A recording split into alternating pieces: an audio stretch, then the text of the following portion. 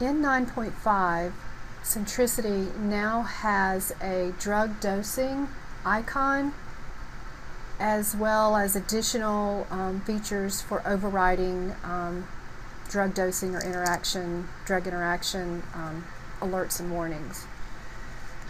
So using the same example, in viewing the icon, if you hover over the icon or click on the icon, it's going to bring up the entered dose that was chosen as well as suggested dosing limits for high and absolute maximum. For the sake of this tutorial, I'm going to enter a high maximum dose.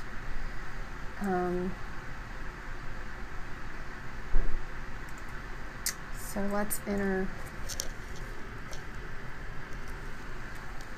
so that we can see, and as you'll notice, the icon is changed to a red with an exclamation mark, and when I hover over it, it tells me that this is a severe warning, dosing signature is outside recommended range.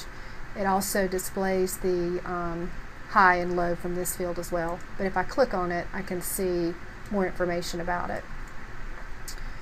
The drug interaction, this particular medication does not have any potential interaction, but that is the same as in the previous version where you had your stop sign or your turkey leg or your little glass, martini glass for the different interactions.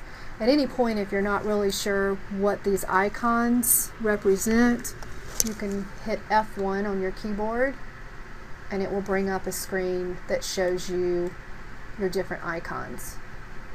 So if I scroll down, these are my interaction icons and these are my dosing icons. I'm going to close this out. If you tried to prescribe this medication with an out of range,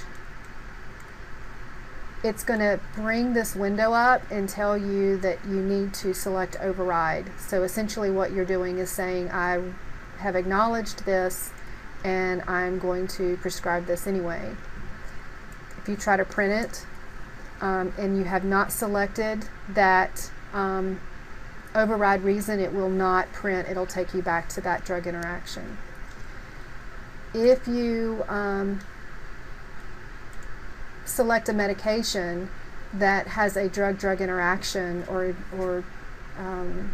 drug problem interaction and you get a warning for this, it will also require you to provide an override reason. So as I see the stop sign, if I click on it, it's going to open up a window. If you try to prescribe this, it's not going to let you do it until you go in and until you go in and select your override. So to do that, I'm going to check the box and there will be some drop down options for you to choose from.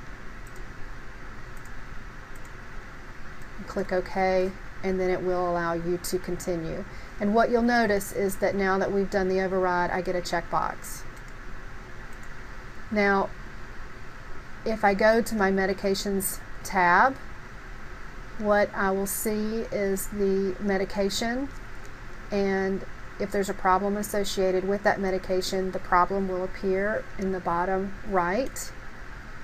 But if there's any medications that required me to do an override, I will also have this information in the bottom as well, that it's been acknowledged that there's an override.